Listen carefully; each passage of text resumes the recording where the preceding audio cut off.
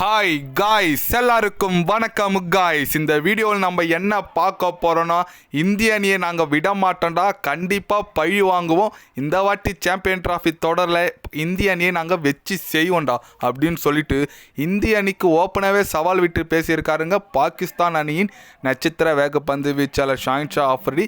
அது மட்டும் இல்லாமல் இந்திய அணி குறித்து சில பல கருத்துக்கள் பேசியிருக்காரு. அவர் என்ன பேசினார், ஏது பேசினார் சொல்லிட்டு வீடியோவில் டீட்டெயில்டாக பார்க்கலாம்.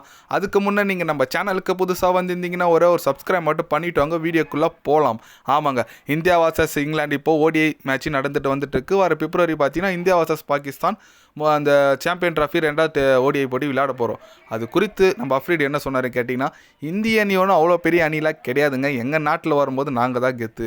நாங்கள் பாகிஸ்தானில் இந்திய அணி விளையாடுறது எனக்கு ரொம்ப கஷ்டமாக இருக்குது, அதுக்கு பரவாயில்ல, துபாயில் விளையாடுறாங்க, அதுவும் எங்கள் கோட்டை தான், கண்டிப்பாக இந்திய அணியை நாங்கள் விட மாட்டோம். இந்த வாட்டி சாம்பியன் ட்ராஃபி தொடரை நாங்கள் கோப்பையை நாங்கள் தான் வெல்லுவோம். இந்தியாவை நாங்கள் ரொம்ப ஒரு அசிங்கமான வெற்றியை பதிவு செய்வோம், நாங்கள் இந்தியாவை வீழ்த்துவோம் அப்படின்னு சொல்லிட்டு ரொம்பவே ஒரு ஆவேசமாக பேசியிருக்காரு. அஃப்ரி என்னதான் ஆச்சுன்னு தெரியல, அவருக்கு இந்த அளவுக்கு ஒரு கோபத்துடன் பேசியிருக்காரு. ஆமாங்க, ஏன்னா பாகிஸ்தானோட பிரதமர் கூட பார்த்தீங்கன்னா ரீசெண்ட் டைமில் இப்போது பாகிஸ்தான் அணிக்கும் ஒரு வேண்டுகோள் வச்சுருக்காரு, ஒரு எப்படி சொல்கிறது குறிக்கோள் கொடுத்துருக்காரு. இந்தியாவை நீங்கள் வீழ்த்தியே ஆக வேண்டும் சாம்பியன் ட்ராஃபியில் சொல்லிட்டு ரொம்பவே ஒரு எப்படி சொல்கிறது ஆவேசமாக பேசியிருக்காருன்னே சொல்லலாம். பட் பாகிஸ்தான் ஓகே, ஒரு நல்ல டீம் தான், பட் இந்த மாதிரி பேசி வாய் விட்டு தாங்க அவங்க நிறைய டைமில் நம்மக்கிட்ட அடி வாங்கிட்டு போயிட்டுருக்காங்க. காலங்கள் மாறினாலும் அவங்க வாய் விடுறது மாற மாட்டேங்குது, அதுதான் இருக்கிற ஒன்று. ஓகே, பார்த்துக்கலாம், களத்தில் இறங்கி பார்த்துக்கலாம். எங்கள் கிங்கு கோலி மட்டும் இன்றைக்கி இங்கிலாந்து எதிர விளையாட இருக்க செகண்ட் ஓடிஐயில் ஃபார்முக்கு வந்தார். தலைவன் நீங்களா காலிடா, பாகிஸ்தான் ஃபாதர் ஆஃப் பாகிஸ்தான் யாருன்னு கேட்டால் நெட்டில் அடித்தாலே நம்ம விராட் கோலி பேர் தான் வரும். அந்த அளவுக்கு செமையான சம்பவம் பண்ணியிருக்காரு தலைவன். அதனால் இப்போ இன்றைக்கி இங்கிலாந்து கூட விளையாடிட்டு வந்துட்டுருக்காங்க. தலைவன் ஃபார்முக்கு வரக்கூடாதுன்னு சொல்லிட்டு பாகிஸ்தான் ஃபேன்ஸும் பாகிஸ்தான் டீமும் வேண்டிகிட்டு இருப்பாங்க. தலைவன் வந்துட்டான், உங்களை வச்சு செஞ்சிருவார், அது வேறு விஷயம். ஓகே, பொறுத்து இருந்து பார்க்கலாம்.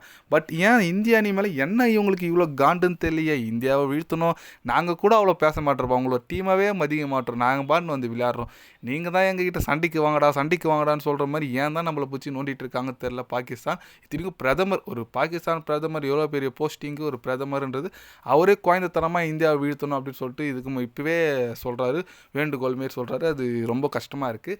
ஓகே, பரவாயில்ல, இறங்கி பார்த்துலாங்க. ஏன்னா எங்கள் நாட்டு பிரதமர் எதுவும் சொல்ல பாகிஸ்தான் வீழ்த்தணும்னு சொல்லிட்டு. பாகிஸ்தான் பிரதமர் இந்த அளவுக்கு ஏன் ஆவேசமாக இருக்காரத்தில் இந்தியா அணி மேலே அவ்வளோ காண்டா, இல்லை இந்தியா ஒரு பெரிய அணியாக நினைக்கிறாங்களா, ஒன்றும் புரியல.